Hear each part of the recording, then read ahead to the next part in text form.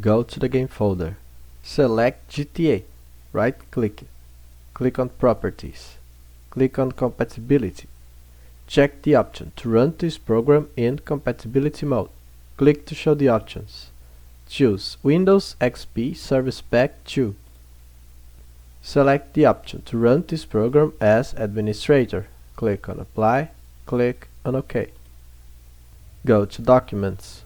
Open GTA San Andreas user files. Select GTA SA set. Right-click it and click on Delete.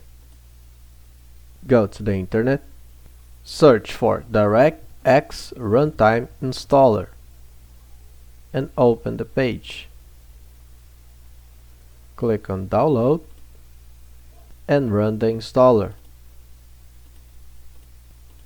Go back to the game folder, select GTA, right-click it, click on Show More Options, click on Create Shortcut.